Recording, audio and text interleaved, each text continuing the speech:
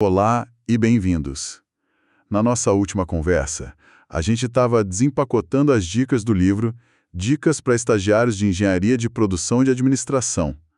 Falamos de como causar uma boa primeira impressão, como se portar em reuniões, mas, sabe, ficou uma questão no ar, uma que eu acho que assombra todo estudante. Qual? Como fazer com que o conhecimento das aulas, realmente sirva para alguma coisa depois da prova? Essa é a pergunta de $1 milhão, né? A gente passa horas, às vezes madrugadas, estudando para uma prova, sei lá, de cálculo, de finanças. E parece que um mês depois, Some. 80% daquilo foi embora. Fica aquela sensação de que o esforço foi em vão, sabe? Que a gente está só pulando obstáculos para pegar um diploma em vez de construir um arsenal de habilidades. exatamente essa sensação. Por isso, a nossa missão hoje é continuar a análise daquele livro, mas mergulhando fundo em um capítulo que ataca esse problema de frente. O capítulo 8, Aproveitando as Disciplinas da Faculdade. Entendi. A gente vai tentar entender a estratégia deles para transformar a teoria em vantagem competitiva real. Isso. A pergunta é, como se destacar usando o que se aprende na sala de aula, em vez de deixar esse conhecimento virar pó? Vamos desvendar isso. Bom, a base de todo o argumento do capítulo, e acho que é por aí que a gente tem que começar, é uma premissa bem direta sobre como o nosso cérebro funciona, ou melhor, como ele não funciona. Sim, e é uma premissa que eles apresentam de forma bem crua, quase brutal. A ideia é que nosso cérebro não é um HD que armazena tudo para sempre. Definitivamente não. Ele é um jardineiro implacável. Tudo aquilo que a gente não usa, ele poda, sem dó. Pois é.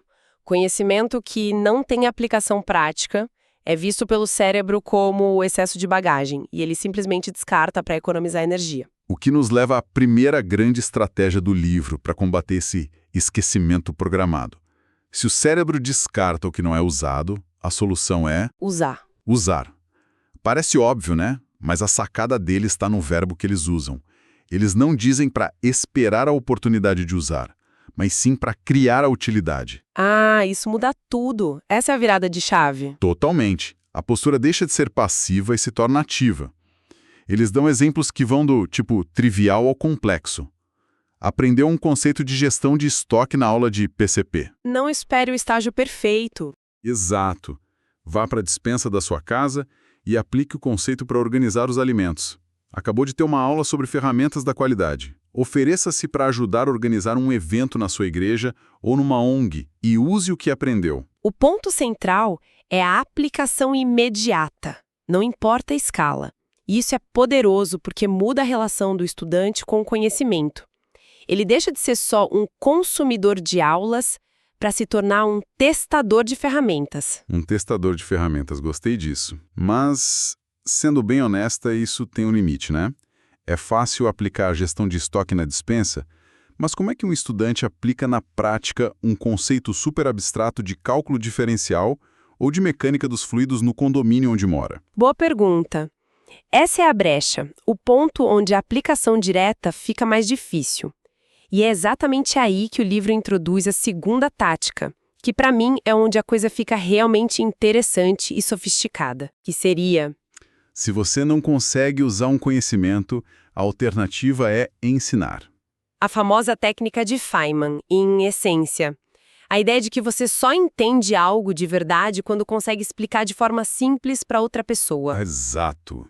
Um dos autores relata no livro que ele só foi entender de verdade certos conceitos quando precisou dar aulas sobre eles. A necessidade de se preparar para ensinar o forçou a ir muito mais fundo. Claro, você precisa organizar as ideias, pensar em exemplos, antecipar as dúvidas. Não dá para se esconder atrás de um decoreba. Você tem que dominar o assunto. Isso. Mas, de novo, a ideia é ótima na teoria, só que esbarra num obstáculo prático. Ensinar para quem? Um estudante não tem uma turma de alunos esperando por ele. E o livro parece antecipar essa objeção, porque a sugestão prática é bem pé no chão. Crie uma oportunidade. Ofereça um mini treinamento para seus colegas de turma sobre a matéria da prova. Interessante! Monte uma pequena apresentação para os outros estagiários da sua área sobre uma ferramenta que você aprendeu a usar. Grave um vídeo curto explicando um conceito e poste num grupo de estudos. E os benefícios vão além de só fixar o conteúdo, imagino. Com certeza. A lista é longa. Primeiro, solidifica seu próprio conhecimento. Segundo, você treina uma habilidade essencial para qualquer carreira, que é a comunicação. Terceiro, você se posiciona como uma referência naquele assunto entre seus pares, o que é ótimo para networking. E pode até virar uma fonte de renda, como eles mencionam. Exatamente. Se a gente conectar isso ao quadro geral de uma carreira, o que o livro está propondo é um treinamento de liderança disfarçado de técnica de estudo. Porque no fim do dia, o que um bom líder faz? Ensina a equipe. Exato. Ele treina novos membros, ele explica estratégias, ele simplifica o complexo. Começar a fazer isso na faculdade é construir um alicerce para funções de gestão no futuro. É uma visão de longo prazo. Perfeito. Então, o capítulo estabelece essa base. Para não esquecer, aplique. Se não der para aplicar, ensine. Duas práticas que já colocariam qualquer estudante num patamar diferente. Mas aí Aí vem a provocação. vem a provocação. Os autores lançam uma pergunta que prepara o terreno para a grande revelação do capítulo. Eles perguntam: se eu pudesse recomendar dedicação especial a apenas uma disciplina do curso, qual seria? Boa pergunta. Se a gente está falando de engenharia de produção ou administração, o pensamento lógico vai direto para as disciplinas que são o coração da profissão, né? Sim. Minha aposta inicial seria algo como finanças corporativas ou gestão de projetos. São competências super versáteis. A resposta mais clássica de um engenheiro de produção, como o livro deve citar, seria PCP, Planejamento e Controle da Produção. Exato. Mas imagino que a resposta deles não seja tão óbvia assim, certo? Nem um pouco óbvia. Sua análise está perfeita. Você citou exatamente as disciplinas que o livro menciona como as respostas esperadas. PCP, qualidade, finanças, mas a resposta que eles dão é completamente inesperada. Vira a mesa. E qual é? A disciplina que eles recomendam com dedicação total é programação. Uau! Ok, isso é realmente uma curva. Porque, tradicionalmente, programação é vista como algo do pessoal de ciência da computação, de engenharia de software. Total. Colocar isso como a disciplina mais importante para um gestor ou um engenheiro de produção é uma afirmação bem ousada. Qual é a justificativa para isso? A justificativa é a alma do capítulo. Eles posicionam a programação não como um fim, ou seja, o objetivo não é transformar todo administrador em um desenvolvedor de software. É uma ferramenta. É uma meta-habilidade, uma ferramenta fundamental para resolver os problemas clássicos de gestão e engenharia de uma forma muito mais eficiente. Nas palavras deles, é um dos maiores diferenciais que um engenheiro ou administrador em formação pode ter. E como eles defendem essa ideia? Eles se baseiam em 2 pilares. Vamos ao primeiro. O primeiro pilar é a automação de processos. O livro pinta um cenário que é a realidade dolorosa de muitas empresas, especialmente as mais tradicionais. Eles descrevem um inferno das planilhas. Ah, eu sei bem o que é isso. Estagiários e analistas passando dias inteiros copiando e colando dados de um sistema para o outro, rodando filtros manuais, montando relatórios que são idênticos todo santo dia. É um trabalho repetitivo que consome um tempo precioso e, pior, é super suscetível a erros humanos. Um copia e cola na célula errada e pronto. Todo o relatório pode ir por água abaixo. Exato. E o problema maior, que muitas vezes passa despercebido, é o custo de oportunidade.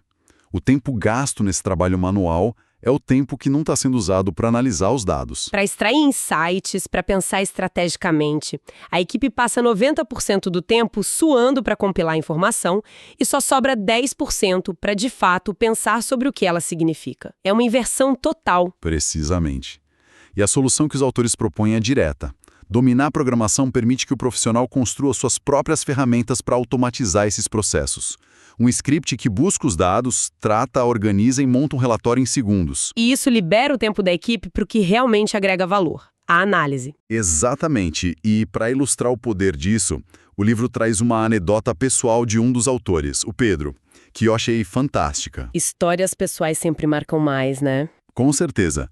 Ele conta que, na faculdade, nunca foi um aluno de notas espetaculares. Ele menciona abertamente que o CR dele, o coeficiente de rendimento, era 7,5, Uma nota boa, mas longe de ser a de um aluno fora da curva. E mesmo assim, E mesmo assim, ele afirma que nunca teve dificuldade em conseguir bons estágios e atribui isso diretamente a uma habilidade que ele desenvolveu por conta própria, a programação. essa história é um alívio para muita gente na faculdade, né?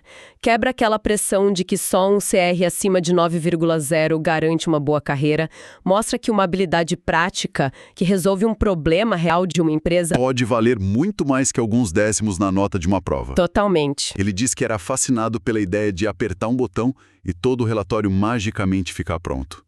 E por causa desse fascínio, começou a fuçar e aprender Visual Basic for Applications, o famoso VBA do Excel. Que já foi o rei da automação de escritório.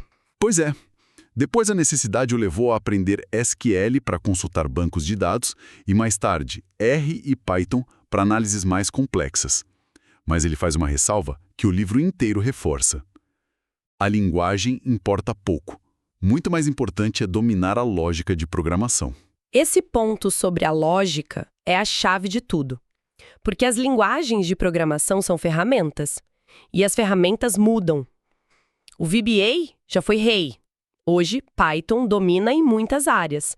Amanhã pode ser outra coisa. Exato. Mas a capacidade de pensar de forma estruturada, de decompor um problema grande em pequenos passos lógicos, de criar um fluxo de automação, essa é uma habilidade que não envelhece. E aqui eu até jogo uma provocação. Manda. Hoje a gente tem ferramentas de no-code, low-code, tipo Power BI e outras plataformas que fazem muito disso sem precisar escrever uma linha de código.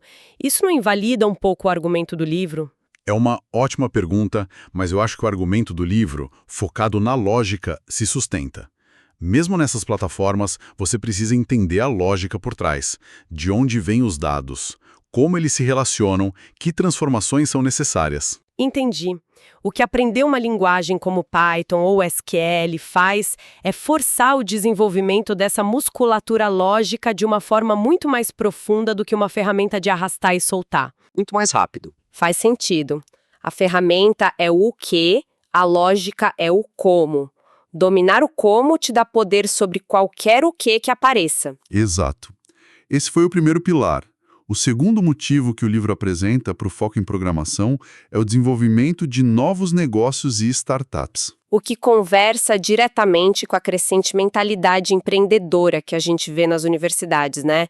A ideia de que o plano de carreira não é mais só subir a escada corporativa, mas talvez construir a sua própria escada. Perfeitamente colocado. O argumento aqui é que para quem tem essa veia empreendedora, uma boa ideia vale muito pouco sozinha. A execução é tudo. E a execução hoje é tecnologia. Invariavelmente. O livro usa a expressão suar sangue, mas diz que, além do suor, é crucial saber programar para tirar a ideia do papel. E isso ataca uma das maiores barreiras de entrada para um jovem empreendedor. A dependência de um sócio técnico ou a necessidade de contratar um desenvolvedor que é caro e arriscado no começo. Exatamente. O exemplo prático que eles dão é simples.